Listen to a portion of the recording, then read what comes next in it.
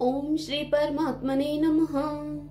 ओम नमो भगवते वासुदेवाय। ओम नमः शिवाय। आषाढ़ मास महात्म्य अध्याय 20 की पावन कथा सुन रहे हैं। आज की कथा में हम सुनेंगे प्रेत तीर्थ की उत्पत्ति, नरकेश्वर का महात्म्य, सनवत्तेश्वर, बलभद्रेश्वर, दशाश्वमेधिक तीर्थ, सत्वमेधादित लिंग तथा दुर्वासा आदित्य का महात्म्य। और इसी के साथ सुनेंगे नागरादित्य, पिंगा नदी, संगमेश्वर तथा गंगेश्वर की महिमा। तो आइए आज की कथा का श्रवण करते हैं। महर्षि गौतम उन 5 प्रेतों से पूछते हैं, संसार में कोई भी प्राणी बिना भोजन के नहीं रहते, अतः तुम ये बताओ कि तुम लोग क्या आहार करते हो। तब उन प्रेतों ने महर्षि गौतम से कहा कि हे द्विश्रेष्ठ, जहाँ भोजन के समय आपस में कलह होने लगता है, हे महामना, वहाँ उस अन्न के रस को हम ही लोग खाते हैं। जहाँ मनुष्य बिना लिपि पुती धरती पर खाते हैं, जहाँ ब्राह्मण सोचाचार से भ्रष्ट होते हैं, वहाँ हमको भोजन मिलता है। जो पैर धोए बिना खाता है, जो दक्षिण की ओर मुख करके भोजन करता है, अथवा जो सिर में वस्त्र लपेटकर भोजन करता है, उसके उस अन्न को सदा प्रेत ही खाते हैं। जहाँ रजस्वला स्त्री, चांडाल और सुअर श्राद्ध के अन्न पर दृष्टि डाल देते हैं, वह अन्न भी हम प्रेतों का ही भोजन होता है।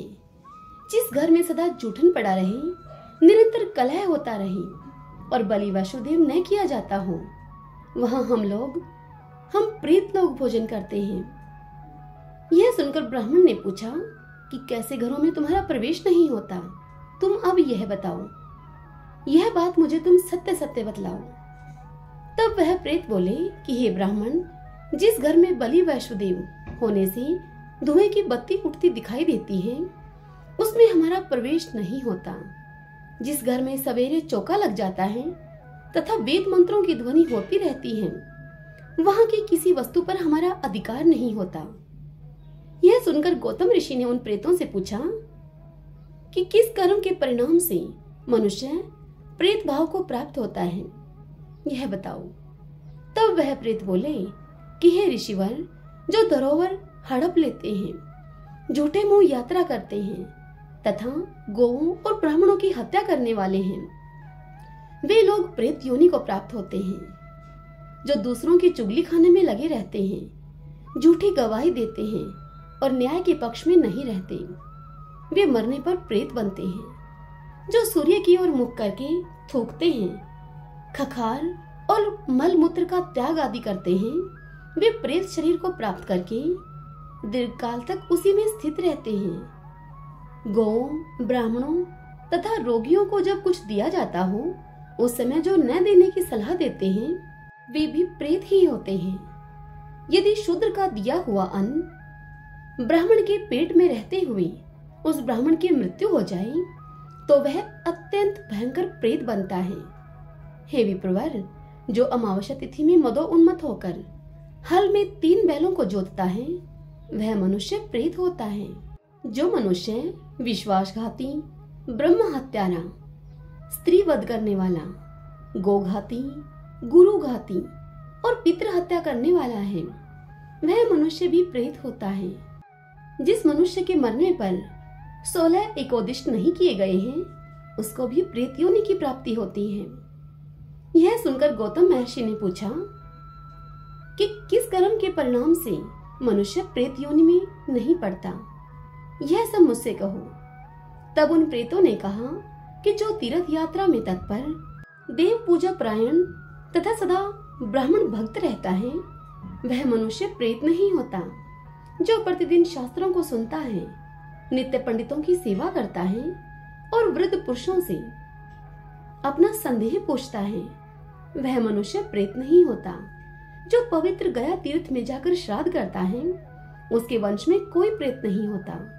इसलिए हम बड़ी दूर से यहाँ शीघ्रता पूर्वक आए हैं, परंतु इस पुण्य क्षेत्र में प्रवेश नहीं कर पाते।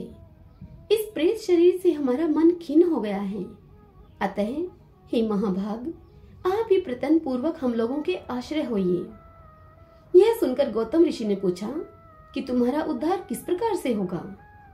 तब वह प्रेत बोले कि हे प्रभु, आप वैष्णव क्षेत्र में जाकर हमारे नाम और हमारे गोत्र का उच्चारण करके हमारे लिए श्राद्ध कीजिए, इसी से हमारी मुक्ति हो जाएगी। यह सुनकर दयाद्र गौतम ऋषि ने वैष्णव क्षेत्र में जाकर उन सबों के लिए पृथक पृथक श्राद्ध किया। वे जिस जिसका श्राद्ध करते थे वह रात्रि को स्वप्न में आकर महर्षि को दर्शन देता और उनसे कहता कि हे विप्रवर, आपके प्रसाद से मैं प्रेत योनि से मुक्त हो गया हूँ, आपका कल्याण हो, अब मैं जाता हूँ, मेरे लिए विमान उपस्थित हुआ है।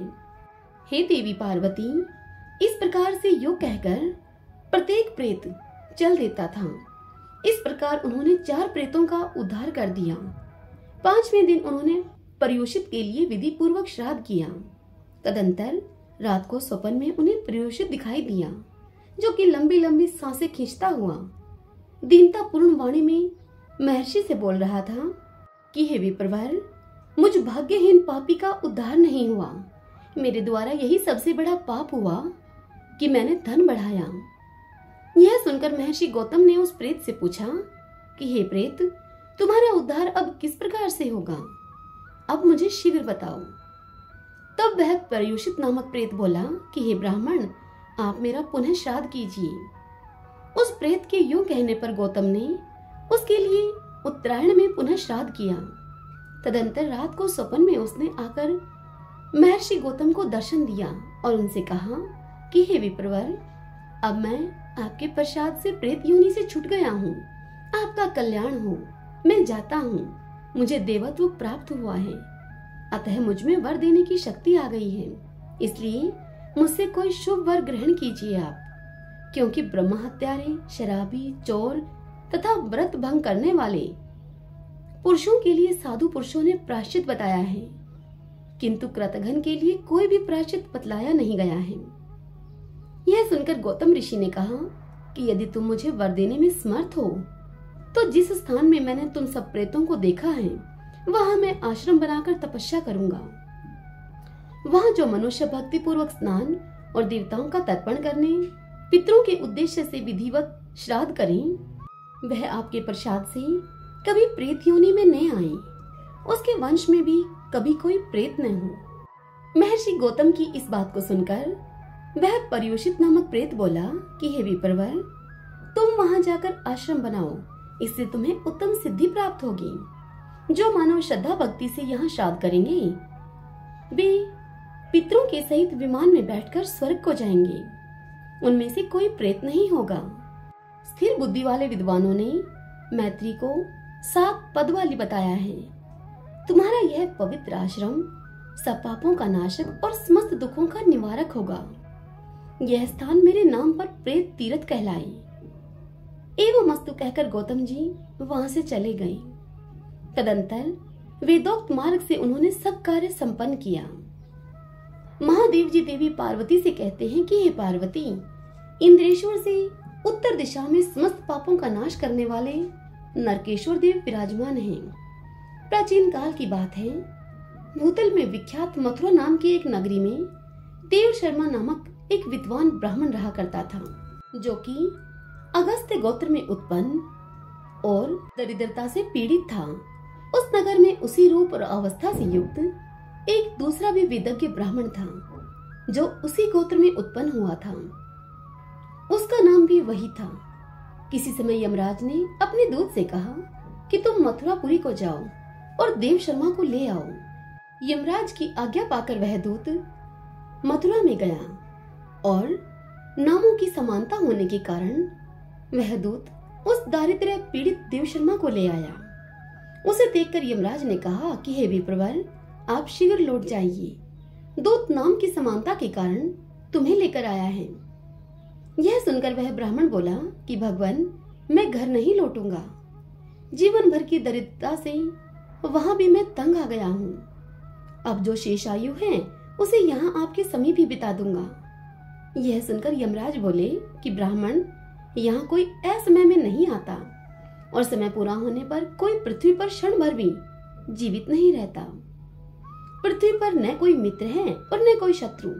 यदि उसका समय पूरा नहीं हुआ है तो सैकड़ों बाणों से घायल होने पर भी उस मनुष्य की मृत्यु नहीं होती और आयु पूर्ण हो जाने पर कुशाग्र से बींधने पर भी वह जीवित नहीं रहता। हे द्विश्रेष्ठ, तुम्हारा शरीर जलाने से पहले ही तुम पृथ्वी पर लौट जाओ। यह सुनकर वह ब्राह्मण कहने लगा कि देव, साधु पुरुषों का विशेषतः आपका दर्शन कभी व्यर्थ नहीं जाता। अतः मैं पूछता हूँ कि ये जो अत्यंत भयंकर नरक दिखाई देते हैं, उनमें किस कर्म से मनुष्य को जाना पड़ता है? इन नरकों की कितनी संख्याएं हैं? तब यमराज ने कहा कि हे विप्रवर, मेरे लोक में बहुत से नरक हैं। इनमें से कुछ प्रधान हैं और कुछ उन्हीं की शाखाएं हैं, जिनको तुम मेरे सेवकों के द्वारा यंत्र में पीड़ित देख रहे हो। ये पापी और कृतघ्न हैं। इन्होंने आसक्त होकर पराई स्त्रियों पर कुदृष्टि डाली है, और जिन्हें तुम कुंभी पाक में डाला हुआ देख रहे हो, ये सब झूठी गवाही देने वाले और घूसखोर हैं। ये जो लोहे के तपाए हुए खंभों का आलिंगन कर रहे हैं, इन दुरात्माओं ने पराई स्त्रियों के साथ रमण किया है। जो दुष्ट गोघाती तथा देवताओं और ब्राह्मणों के निंदक रहे हैं, वे यही हैं जो कुठार से काटे जा रहे हैं, जिन्हें शियार, भेड़िया और लौहमुख जंतु खा रहे हैं, तथा ये जो भूख से पीड़ित होकर अपना ही मांस खाते हैं, इन्होंने कभी अन्नदान नहीं किया है। जो लोग सदा गौओं और ब्राह्मणों के विनाश के लिए यत्नशील रहे हैं, वे ही ये रक्त, पीप और चर्बी भक्षण कर रहे हैं। इसी प्रकार विविध पापों का फल भोग कराने के लिए भिन्न भिन्न नरक हैं। जो प्रभास क्षेत्र में जाकर नरकेश्वर शिव का दर्शन करता है, उसे कभी नरक नहीं देखना पड़ता। नरकेश्वर की स्थापना स्वयं मैंने ही की है।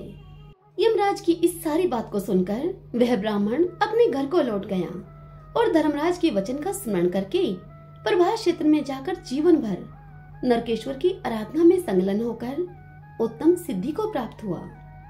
हे पार्वती, इसलिए सर्वथा प्रयत्न पूर्वक, भक्ति पूर्वक नरकेश्वर का दर्शन करना चाहिए। अतिपातकों से युक्त मनुष्य भी उनके दर्शन से नरक में नहीं पड़ता। अश्विन कृष्णा चतुर्दशी को जो वहाँ विधि पूर्वक श्राद्ध करता है, वह अश्वमेध यज्ञ का फल पाता है।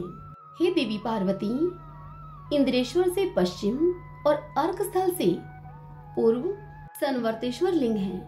पुष्करणी के जल में स्नान करके उनका दर्शन करने से मनुष्य 10 अश्वमेध यज्ञों का फल पाता है। उसके पूर्व भाग में और पाप मोचन तीर्थ से निरृत्य कोण में मेघेश्वर नाम से विख्यात शिवलिंग है, जो कि सब पातकों का नाश करने वाला है। अनावृष्टि का भय होने पर वहीं पर वारुणी शांति करानी चाहिए तथा वहां की पृथ्वी को जल में डुबोएं, जहां प्रतिदिन मेघों के द्वारा स्थापित मेघेश्वर लिंग का पूजन होता है। वहां अनावृष्टि का भय नहीं होता। हे पार्वती, गात्रोत्सर्ग तीर्थ से उत्तर बलभद्र जी के द्वारा स्थापित महापापहारी शिवलिंग है, जो मानव तृतीया और रेवती नक्षत्र के योग में भक्ति भाव से चंदन, पुष्प आदि उपचारों के द्वारा बलभद्रेश्वर लिंग का पूजन करता है, वह योगीश्वर का पद पाता है। प्राचीन काल में राजा भरत ने पुण्यमय प्रभास क्षेत्र में आकर परम उत्तम 10 अश्वमेध यज्ञों का अनुष्ठान किया था। उसमें सोमपान करके सहस्त्र नेत्रों वाले इंद्र पूर्ण तृप्त हुए थे। उस अन्न और पान से दीनजन तथा दक्षिण से ब्राह्मण लोग तृप्त हुए थे। तदंतर सब देवता प्रसन्न होकर राजा भरत से बोले, हे महाबाहो, तुम कोई मनोवांछित वर मांगो। तब राजा भरत उनसे बोले कि जो देवता यहाँ आकर भक्ति पूर्वक स्नान करें, उसे 10 अश्वमेध यज्ञों का फल प्राप्त हो। यह सुनकर देवताओं ने राजा भरत से कहा कि हे राजन, भूतल पर यह स्थान दशाश्वमेधिक नाम से विख्यात होगा। महादेव जी देवी पार्वती से कहते हैं कि हे पार्वती, तब से सब पापों का नाश करने वाला वह तीर्थ पृथ्वी पर दशाश्वमेधिक नाम से विख्यात हुआ। इंद्र वारुण स्थान से लेकर गोमुख तक और गोमुख से अश्वमेधिक तीर्थ तक विद्वानों ने शिव क्षेत्र बतलाया है। वहां मृत्यु को प्राप्त होने पर मनुष्य शिवलोक में आनंदित होता है। वहीं शतमेध, सहस्त्रमेध और कोटिमेध नाम से क्रमशः 3 लिंग हैं। दक्षिण दिशा में सतमेध लिंग है, जो कि 100 यज्ञों का फल देने वाला है। प्राचीन काल में कार्तवीर्य ने वही शिवलिंग की स्थापना करके सोयगों का अनुष्ठान किया था। मध्य में जो कोटिमेद लिंग है, वहाँ साक्षात ब्रह्मा जी ने ही महालिंग की स्थापना करके 1 करोड़ यज्ञ किए थे। उसके उत्तर में सहस्त्रमेध लिंग है, जिसकी स्थापना करके देवराज इंद्र ने सहस्त्र यज्ञों का अनुष्ठान किया था। जो मनुष्य पंचामृत, रस, जल, गंध और पुष्प आदि के द्वारा विधि से उस लिंग त्रय की पूजा करता है, वह उन तीनों शिवलिंग के नाम वाले यज्ञों का फल पाता है। वही दुर्वासादित्य का स्थान है, जहाँ मुनिवर दुर्वासा ने 1000 वर्षों तक तप किया और निराहार रहकर सूर्य नारायण की आराधना की थी। तब भगवान सूर्य ने महर्षि दुर्वासा से प्रत्यक्ष दर्शन देकर कहा था कि हे सुवर्त, तुम वर मांगो। यह सुनकर दुर्वासा ऋषि सूर्य नारायण से बोले कि हे प्रभु, हे भगवान, यहाँ मेरे द्वारा आपकी जो सुंदर प्रतिमा स्थापित की गई है, उसमें आप तब तक निवास करें जब तक कि यह पृथ्वी स्थिर है। आपकी पुत्री यमुना जी भी यहीं रहें और आपके महाबली पुत्र धर्मराज जी भी यहाँ निवास करें। तब सूर्य नारायण ने कहा कि हे महामुने, तुमने जो कुछ मांगा है वह तो होगा ही। उसके सिवा गंगा आदि कोटि तीर्थ का और भी यहाँ निवास होगा। देवताओं की सहित मैं सदा यहाँ स्थित रहूंगा। दुर्वासादित्य का दर्शन करने से यहाँ सब प्राणी कोटि युगों का फल पाएंगे। इस प्रकार यूं कहकर भगवान सूर्य ने अपनी कन्या देवी यमुना और पुत्र धर्मराज का स्मरण किया। यमुना जी पाताल फोड़कर धरती पर प्रकट हुई और काल दंडधारी यमराज भी भगवान सूर्य के निकट उपस्थित हुए। तब उन्हें सूर्यदेव बोले कि हे धर्म, तुम और यमुना कोटि तीर्थों के साथ यहाँ पर निवास करो। तुम्हें यहाँ रहकर पापी प्राणियों की भी प्रयत्न पूर्वक रक्षा करनी चाहिए। हे पार्वती, इस प्रकार यूं कहकर श्री सूर्यदेव वहां पर अंतर्ध्यान हो गए। दुर्वासा जी ने अपने आश्रम की ओर दृष्टिपात किया तो देखा कि वहां पाताल से यमुना प्रकट हो गई है और उस क्षेत्र में साक्षात यमराज भी स्वरूप धारण करके दृष्टिगोचर हुए हैं। आदित्य से दक्षिण और दुंदुभि से पूर्व भाग में यमुना कुंड है। दुंदुभि वहां के क्षेत्रपाल हैं, जिनका शब्द दुंदुभि ध्वनि के समान होता है। वहां वैशाख मास में उस कुंड में स्नान करके मनुष्य भक्ति भाव से दुर्वासादित्य की पूजा करे। जो उस महाकुंड में स्नान करके पितरों का तर्पण करता है, उसके पितर 10 वर्ष तक तृप्त रहते हैं। वहां पिंड देने से पितरों की 108 पीढ़ियां पुष्ट होती हैं। साथ ही नरक में गिरे हुए पितरों का तत्काल उद्धार हो जाता है। माघ मास के शुक्ल पक्ष में सप्तमी तिथि को जो मानव अपने मन को संयम में रखते हुए दुर्वासादित्य की पूजा करता है, वहां ब्रह्म हत्या से छूट जाता है। वह जो वहां दुर्वासादित्य के समीप इन शास्त्र नामों का पाठ करता है, वह सब पापों से मुक्त हो जाता है। दुर्वासादित्य का दर्शन सब बालकों पर लगे हुए ग्रहों और राक्षसों का निवारण तथा महान पाप पुंजों का शमन करने वाला है। जो वहां क्षेत्रपाल दुंदुभि का पूजन करता है, वह पशु संपत्ति, पुत्र, बुद्धि और लक्ष्मी से संपन्न होता है। सूर्यदेव का वह क्षेत्र 1 कोस तक फैला हुआ है। जो सूर्यदेव के प्रति भक्ति भाव से रहित हैं, उसे उस क्षेत्र में नहीं प्रवेश करना चाहिए। हे पार्वती, समस्त यादवों का संहार हो जाने पर केवल वज्र शेष रह गए थे। हे पार्वती, वे अपनी आयु के शेष भाग में अपने पुत्र महद्वलक को यादवों के राज्य पर अभिषिक्त करके प्रभास क्षेत्र में आए। यहाँ उन्होंने एक शिवलिंग स्थापित किया, जो व्रजेश्वर नाम से प्रसिद्ध हुआ। राजा वज्र ने नारद जी के उपदेश से दीर्घ काल तक पापनाशक प्रभास क्षेत्र में तपस्या की और परम सिद्धि को प्राप्त किया। जो मनुष्य जामवती के जल में स्नान करके व्रजेश्वर की पूजा करता है और वहां यादव स्थल के समीप ब्राह्मणों को भोजन कराता है, वह सहस्त्र गौदान का फल पाता है। हिरण्या के समीप नागरादित्य का स्थान है। नागरादित्य सब पापों का नाश करने वाला है। हे महादेवी, द्वारका में निघन के पुत्र सत्राजित हो गए हैं। उन्होंने यहाँ भगवान सूर्य की आराधना की और भगवान ने संतुष्ट होकर उन्हें सैमंतक मणि प्रदान की, जो प्रतिदिन 8 बार सोना देती थी। उसे देखकर भगवान भानु ने पुनः सत्राजित को वर मांगने के लिए प्रेरित किया। तब सत्राजित ने भगवान सूर्य से कहा, हे प्रभु, आप इस पुण्य आश्रम में सदा निवास करें। एवं अस्तु कहकर सूर्यदेव वहां पर अंतर्ध्यान हो गए। सत्राजित ने वहां सूर्यदेव की दिव्य प्रतिमा स्थापित की और प्रभास नगर के ब्राह्मणों को व्रती देकर उन्हें सेवा पूजा का भार समर्पित किया। अतः नागर ब्राह्मणों के नाम पर ही उसका नाम नागरादित्य हुआ है। जो हिरण्या नदी के जल में स्नान करके नागरादित्य का पूजन करता है, वह सूर्यलोक में पूजित होता है। जब शुक्ल पक्ष की सप्तमी को सूर्य की संक्रांति हो, तब उसे महाजया सप्तमी कहते हैं। उसमें किए हुए स्नान, दान, जप, होम तथा देवताओं और पितरों का पूजन, ये सभी कोटि गुना फल देने वाले होते हैं। जो उस समय नागरादित्य के समीप एक ब्राह्मण को भोजन कराता है, उस मनुष्य को 1 करोड़ ब्राह्मण भोजन कराने का पुण्य फल होता है।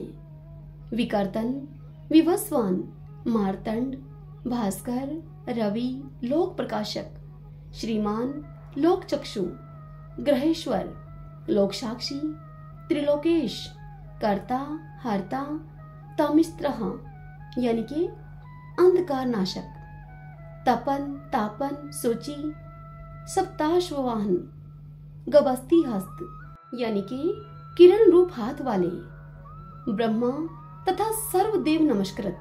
हे देवी पार्वती, यह 21 नामों वाला नागरादित्य का स्तोत्र है। इसे सतवराज कहते हैं। यह शरीर को आरोग्य और पुष्टि प्रदान करने वाला है। हे महादेवी, जो दोनों संध्याओं के समय इस स्तोत्र से नागरादित्य की स्तुति करता है, वह मनोवांछित फल पाता है। ऋषि तीरथ से पश्चिम पातकों का नाश करने वाली पिंगा नदी है, जो समुद्र में मिली है। उसके जल का स्पर्श करने से मनुष्य रूपवान होता है। एक समय दक्षिण भारत के रहने वाले कुछ महर्षि सोमनाथ जी का दर्शन करने की इच्छा से प्रभास क्षेत्र में आए और एक नदी के किनारे पर वह ठहर गए। वे काले रंग के और कुरूप थे, किंतु वहां स्नान आदि करने से कामदेव के समान वह रूपवान हो गए। तब उन सभी ने आश्चर्यचकित होकर कहा कि इसमें स्नान करके हम लोग सब पिंगल यानी कि गौर वर्ण को प्राप्त हुए हैं, इसीलिए आज से इसका नाम पिंगा होगा। जो लोग भक्ति पूर्वक इसमें स्नान करेंगे, उनके वंश में कोई कुरूप नहीं होगा। पिंगा के दर्शन से मनुष्य को पितृमेध यज्ञ का फल प्राप्त होगा। यहाँ स्नान करने से दूना और तर्पण करने से चौगुना पुण्य होगा। जो मनुष्य यहाँ श्राद्ध करेगा, उसे असंख्य फल की प्राप्ति होगी। पूर्व काल में उदालक नाम के एक महातपस्वी महर्षि प्रभास क्षेत्र में रहते थे। उन्होंने सरस्वती पिंगा संगम के समीप की भूमि पर बड़ी भारी तपस्या की। हे देवी पार्वती, उनकी भक्ति के प्रभाव से उनके आगे ही एक शिवलिंग प्रकट हुआ और एक आकाशवाणी हुई। आकाशवाणी ने कहा कि हे महाबाहु उदालक, मेरी तुम बात सुनो। आज से इस शिवलिंग में मेरा नित्य निवास होगा। यह संगम पर प्रकट हुआ है, इसलिए इसका नाम संगमेश्वर होगा। इस लोक प्रसिद्ध संगम में स्नान करके जो मनुष्य संगमेश्वर का दर्शन करेगा, वह उत्तम गति को प्राप्त होगा। इस आकाशवाणी को सुनकर हे देवी पार्वती, महर्षि उदालक दिन रात आलस्य को छोड़कर संगमेश्वर की आराधना करने में लग गए। तदंतर देह त्याग के पश्चात वे मेरे महेश्वर धाम को चले गए। संगमेश्वर से पश्चिम त्रिभुवन विख्यात गंगेश्वर लिंग है। भगवान श्री कृष्ण ने परम धाम पधारते समय स्नान करने के लिए वहां गंगा जी का आह्वान किया था। गंगा ने शिव भक्ति प्राण होकर वहां शिवलिंग स्थापित किया। गंगेश्वर का दर्शन करने से गंगा स्नान का पुण्य फल मिलता है। हरि ओम तत्सत। ओम नमो भगवते वासुदेवाय। ओम नमः शिवाय। आज की यह कथा यहीं पर पूर्ण हुई।